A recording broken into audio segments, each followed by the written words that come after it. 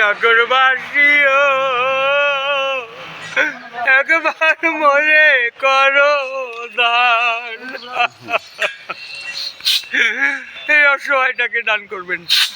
জানাবে আপনি একটু হেল্প করলে খুব ভালো। অবশ্যই ঠিক আছে, থ্যাংক ইউ। অবশ্যই করবো, ঠিক আছে। বাজ এখন বলবেন ফোনের মধ্যে বলবেন, বলেন যা কিছু বলবেন ফোনের মধ্যে বলেন, যা কিছু বলবেন ফোনের মধ্যেই বলেন।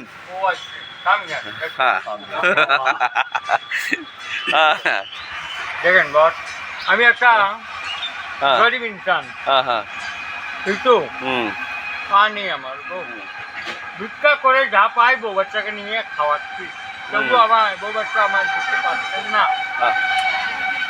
তখন আমি কি করবো? সুইসাইড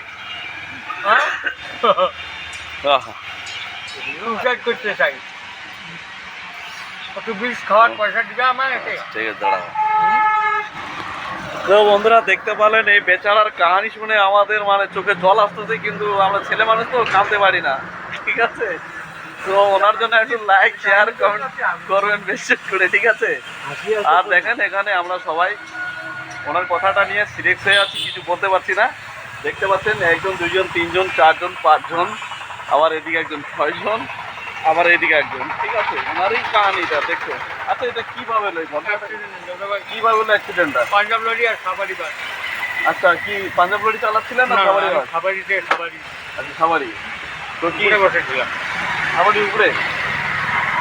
তো তারপরে কি পাঞ্জাব লরিটা উপরে আসছিল নাকি? নিচে ঢুকে গেছে।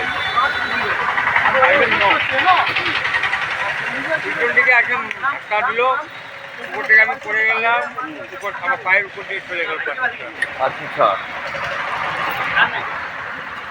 তো বন্ধুরা শুনতে পারলেন, সাফারি গাড়ির উপরে বসবেন না। উপরে যদি বসেন তাহলে এই দাদার যা কেস হয়েছে ঠিক তাই হবে, ঠিক আছে।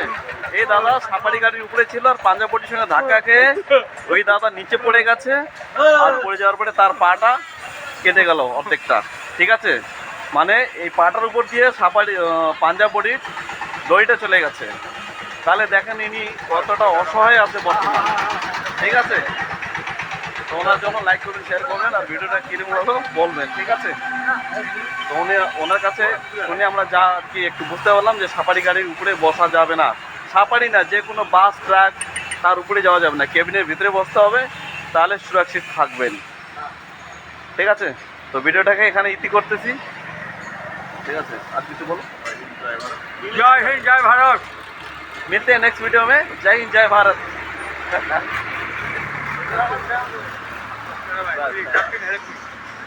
আমার কাছে এখন একটু অসহায় আছে, হেল্প করবো, ঠিক আছে। 10 টাকা দিতে ভাই।